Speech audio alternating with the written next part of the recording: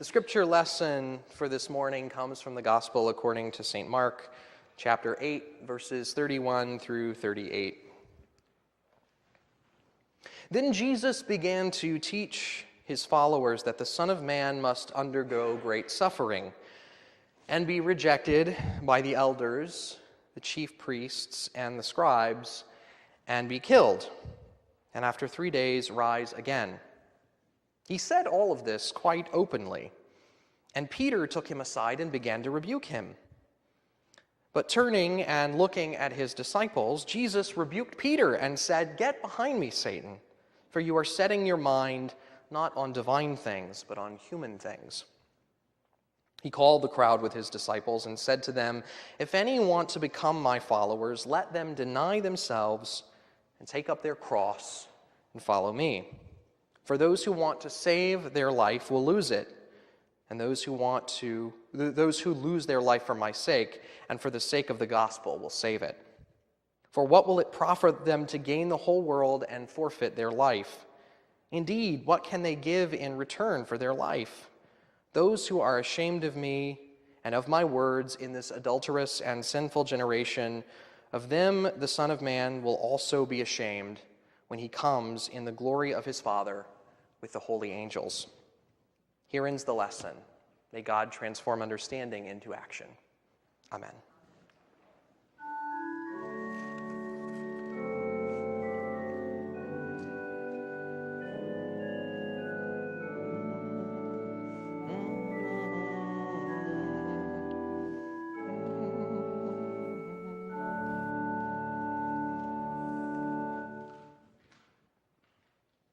If any one of you were to come to me, or I suspect come to anyone else in this congregation and say privately, "I think I'm going to pass soon. I think I'm going to die," the natural reaction that anyone in this congregation, myself included, would have would be, "Oh my gosh, say it isn't so.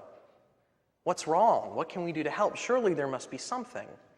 We might ask questions about what ails you. We might ask if there's support we can offer, if there are treatments that might be tried. We might ask, is there anything at all to be done?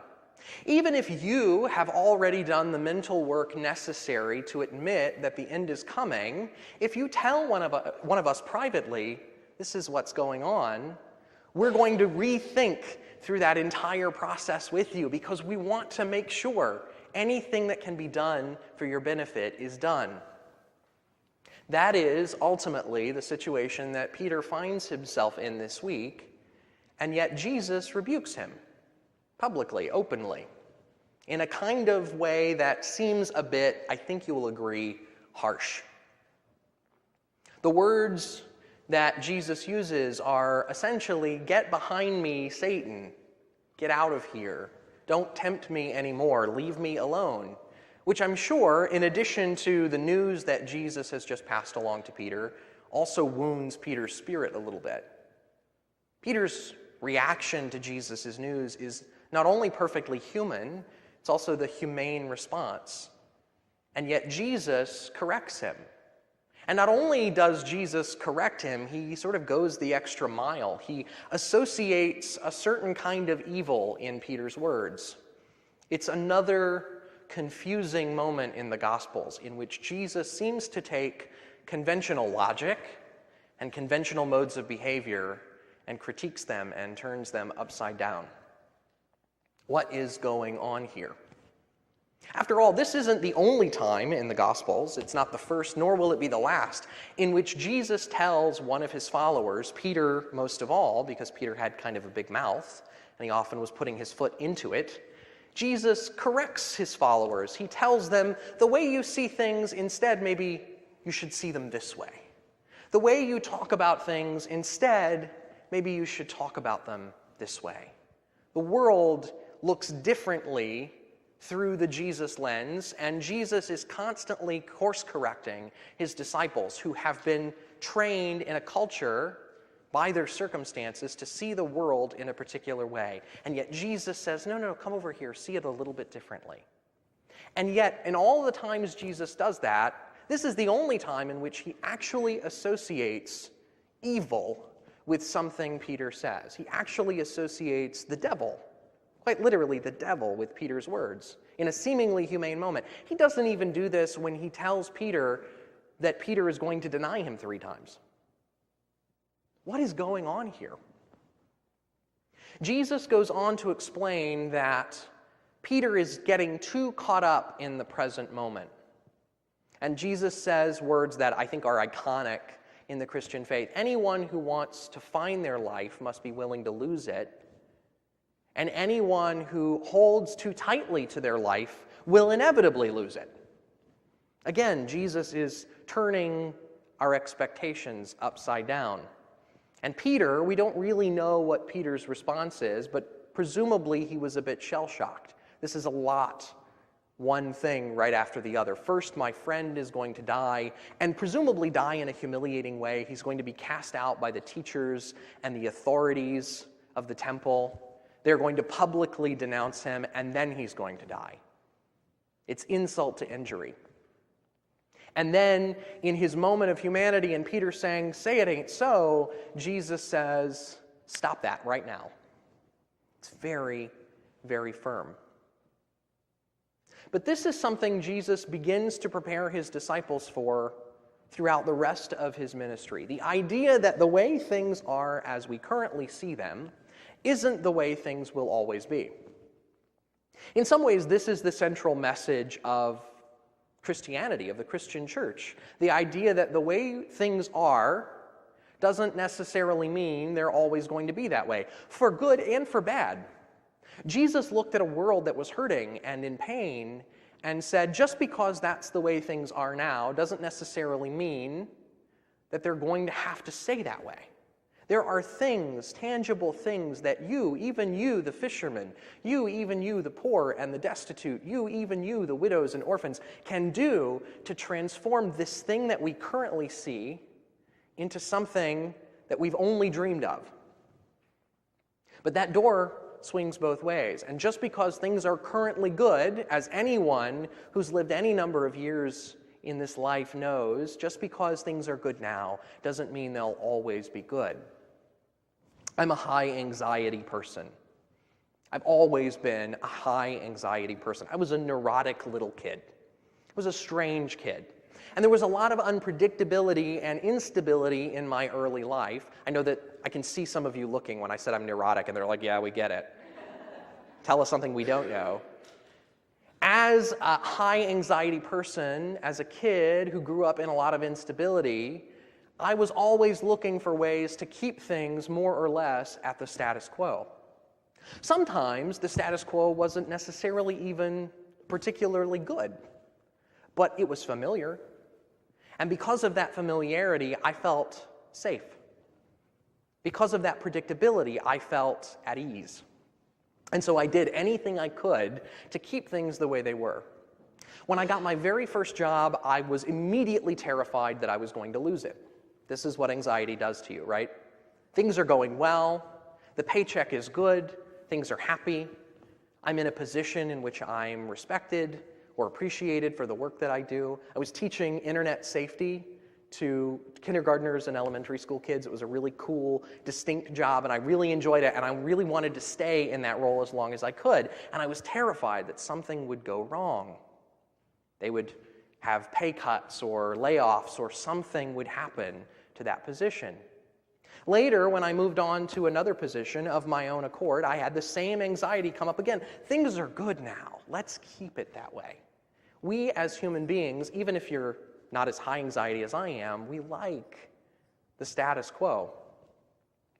That is especially true in non-trivial matters, when it comes to relationships, when it comes to human connections that we have with maybe a partner or a close family member or friend. We can't imagine that person no longer being with us, and so we have the same kind of reaction that Peter has to the potential news that something might change. We react with anxiety and fear and say it ain't so. Surely life isn't going to go this way. And we hold on tighter. Our grip tightens around the thing that we love, maybe even too tightly. There's a reason why we call it a death grip. It's not associated with life, it's not associated with good living, it's associated with desperation and maybe loss. And so when things are good, because of our human tendency to want them to stay that way, we can get into this habit of hanging on too tightly. And so that's what Peter's doing in this situation. He hasn't known Jesus all that long. The extent of Jesus' ministry is about 3 years, roughly. We don't know for sure, but that's sort of where the mythology places us in the life and story of Jesus. So his disciples didn't actually know him for all of that many years. They weren't, for the most part, family friends. They hadn't seen him grow up, certainly not Peter. And so this idea that Peter has stumbled on the truth, the way, the truth, and the life, as we sometimes say, and that it could all be taken out from under him like that, understandably, his reaction is fear. And yet Jesus says, you need to loosen your grip. Big picture thinking. The tendency in moments like this, in scriptures like this, is to react in a kind of negative way. Jesus comes off as being a bit insensitive to Peter in that moment. Not just telling him that he's seeing it in the wrong way, but specifically associating some kind of evil in Peter's words. But if you think about the other story relative to death, and I'm not talking about the crucifixion, in the life of Jesus, the death of Lazarus, Jesus has plans to resurrect Lazarus from the grave, and yet when he finds out that Lazarus has died, he cries. The shortest verse in the Gospels, Jesus wept. He weeps at the loss of a friend. Even if he knows how things are going to end up, even though he sees the big picture. You know, sometimes we say, well, I would stop worrying if I could just see the big picture, if I knew that everything was going to be okay. Jesus knew that everything was going to be okay, presumably, and yet he still weeps. He still feels the pain of that moment. The loss isn't permanent, but in the moment, that's all you feel. And he sees the suffering of Lazarus' family, and he doesn't respond cruelly. So I don't think that Jesus is being inconsistent with Peter in this moment. I think there's an important lesson to us to be learned. The Gospels, and the rest of the Scriptures too for that matter, particularly given how paper was scarce, how there wasn't a massive publishing industry, how, in fact, most people in that particular culture were not even literate. It wasn't even common for ordinary citizens to be able to read, to have their own copy of any book, let alone the Scriptures, the Torah, in their home to read whenever they choose. So everything that was written and everything that was preserved for hundreds and hundreds of years was there for a reason. And usually the reason was it pertained something to our survival. The belief was that something in the Scriptures contains wisdom that you need, that your ancestors presumably had, that made their life a little easier, that made them turn on to some piece of knowledge they might not have otherwise considered. And when you think about how harsh life was at the time, how disease was so much more prevalent and they had so fewer tools to fight it, how violence was in some ways more the norm because there weren't obvious checks and balances and modes of accountability. Things are still bad today, but at least we have some tools that we can use to resist violent state-based oppression. There were no such tools at the time. If a Roman soldier beat you up, you couldn't put it on YouTube and shame them. You were kind of helpless to the power of the state. And so the Scriptures were not only nice stories that made us feel good inside, they oftentimes didn't make us feel good inside. They woke up something in us to teach us how best to survive. There was a moral component. So there's a moral component this morning when Jesus says to Peter, "Get thee behind me, Satan." There's something so serious about what Peter has said, so mistaken, that Jesus has to call it out, not just as wrong, but as immoral. You're holding on too tightly. If you really want to live, loosen your grip. This past Friday, Lindsay and I had the unfortunate duty, we were happy to do it, but it was a sad occasion, to go to a memorial service for the father of a friend of ours who passed away. Her father had been struggling with cancer for, I think it was about 18 months. And so it was an ongoing thing, and the family sort of knew that the end was coming, but it's an interesting phenomenon. It's sudden and yet not sudden. We've anticipated it, and yet suddenly it's here. And we still don't feel quite ready. Now, I don't actually go to that many funerals and memorial services, even in my capacity in ministry. So when I go, I try to pay attention to how the memorial is conducted, how services like that are conducted. I was remarking to a friend last week that I think it's so interesting, all of the different ways that we choose to process grief. Even within one particular culture, there can be so many different streams and ways of thinking about loss and making sense of loss. So I was very curious to see, it wasn't a religious family, it wasn't a religious service. I was really curious to see how this family, who organized this memorial themselves, would choose to process the loss of their father and their husband, a man who had made such an impact to them. The first thing that kept coming up every time someone stood up to speak about the life of the deceased was an apology. I'm sorry, I have notes this morning. I don't know that I'm going to be able to follow them. Even if I do, I'm probably going to crack up. I'm really upset. Please forgive me. I hope you understand. And of course, everyone would assure them from wherever we were sitting that everything was going to be okay. It was a perfectly reasonable reaction. And yet, despite the fact that no one had really coordinated their speeches together, there was a lot of repetition that I noticed. They all ended up saying some of the same things about this guy who, despite being ordinary, was pretty extraordinary. And the thing that stuck with me the most that I want to share with you today was his favorite word. The deceased's favorite word was, okay. Can you get up early and take the kids to school? Okay. Can you drive someone to South Carolina as they get ready for university? Okay. Can you help one of the kids move into their new apartment? Okay. Dad, I know you're reading the paper. Can we go outside and throw the ball around? Okay. I need you to come into work early. He was an attorney. I need you to come into work early and finish processing this paperwork. Okay. Everything was okay. Even when it wasn't okay. Even when it was obviously not okay. And despite the fact that none of these people had coordinated what they were going to say, they just kept repeating that theme over and over again. He was never so attached to the way things were, and he was always willing to give up whatever he was doing to help those he cared for. Okay. Part of living to the fullest, and I was thinking about this as I'm sitting in the memorial service, part of living to the fullest is that willingness to loosen our grip on whatever we think things should be and live into them as they are. I want to be clear, I don't think that means apathy. I don't think that means that by loosening your grip, by going with the flow, by allowing life to be unpredictable and messy and reacting to it accordingly, I don't think that means to give in to despair. To give up on the way things are, to say, well, I have no control over anything. It's time to just live as a vegetable. I'm just going to sit around and do nothing for the rest of my life. I don't think that's the point. I don't think that's what Jesus is communicating to Peter. Instead, I think what Jesus is saying is, you're not really living if you're holding tightly, and you're not really living if you have no grip at all. The point is not to let go completely, it's to loosen your grip. The point is not to give up on life completely or to plan and try to be a control freak, to manipulate everything around you so that it's always the way you want it. That's never going to work.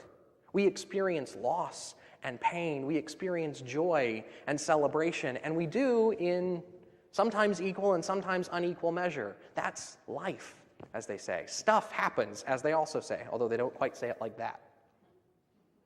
Stuff happens.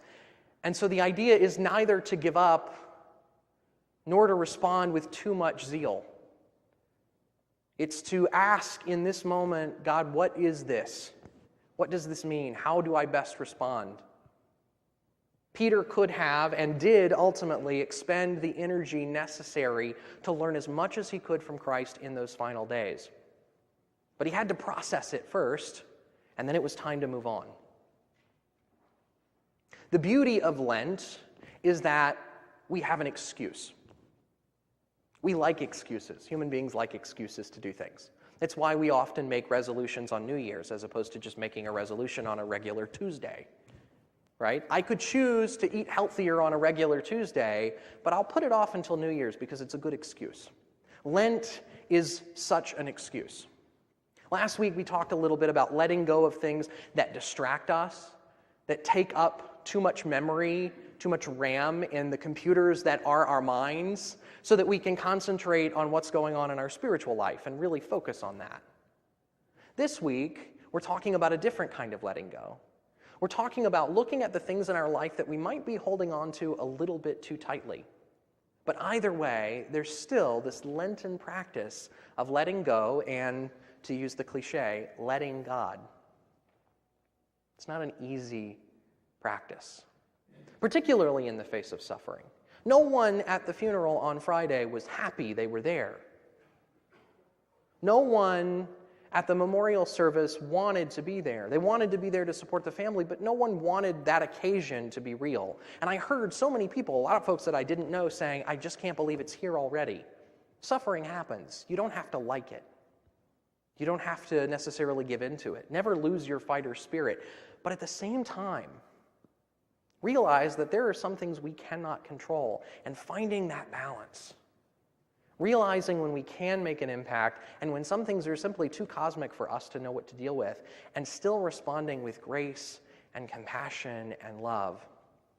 Jesus had 33 years to be bitter about his treatment at the hands of the elders and the scribes, the authorities that turned him over, and Pilate, who washed his hands because he didn't want the moral responsibility of taking a stand in Jesus' favor. Jesus saw it all coming and had 33 years to stew over it and to get bitter, or to try to change it even though he knew it couldn't be changed.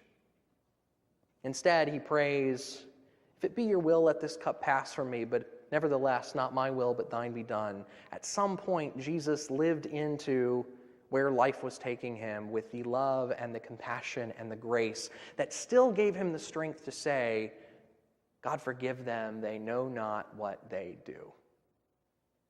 So this Lent,